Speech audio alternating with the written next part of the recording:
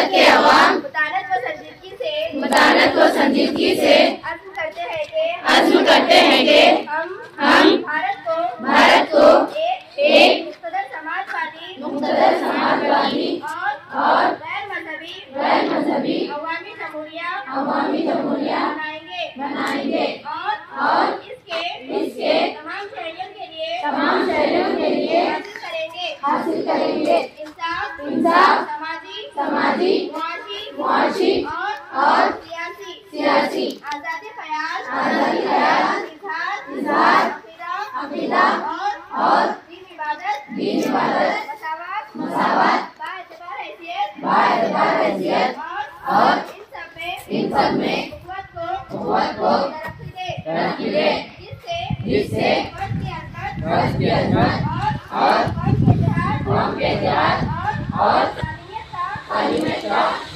तस्लीम हो। आज 26 नवंबर 1949 ईस्वी को ये आइन ज़रिया हज़्म तैयार करते हैं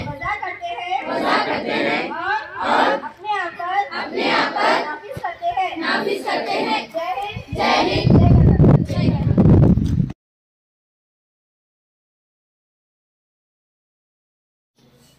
ಪ್ರಜೆಗಳಾದ ನಾವು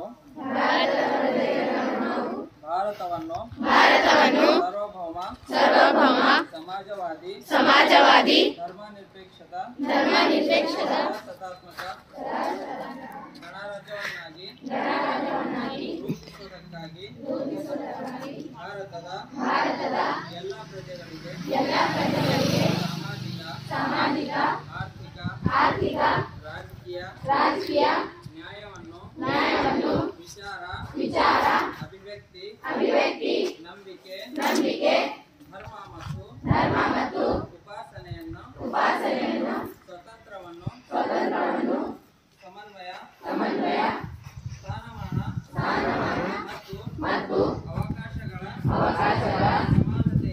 ಸಮಾನತೆಯನ್ನು ಬರೆಯುವಂತೆ ಮಾಡುವುದಕ್ಕಾಗಿ ವ್ಯಕ್ತಿ ಗೌರವ ದೇಶ ಏಕತೆ ಮತ್ತು ಸಮಗ್ರತೆಗಾಗಿ ಎಲ್ಲರಲ್ಲಿ ಮಾತೃತ್ವ ಭಾವನೆಯನ್ನು ಮೂಡಿಸುವುದಕ್ಕಾಗಿ ದೃಢ ಸಂಕಲ್ಪ ಮಾಡಿ ನಮ್ಮ ಸಂವಿಧಾನ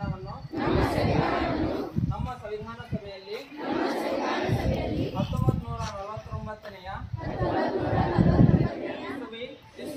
ನವೆಂಬರ್ ತಿಂಗಳ 26ನೇ ದಿನದಂದು ಈ ಸಂವಿಧಾನವನ್ನು ನಮಗೆ ನಾವೇ ಅರ್ಪಿಸಿಕೊಂಡು ಅಂಗೀಕರಿಸಿ ಶಾಸನವಾಗಿ ವಿಧಿಸಿಕೊಂಡಿದ್ದೇವೆ. ಜೈ ಹಿಂದ್, ಜೈ ಕರ್ನಾಟಕ.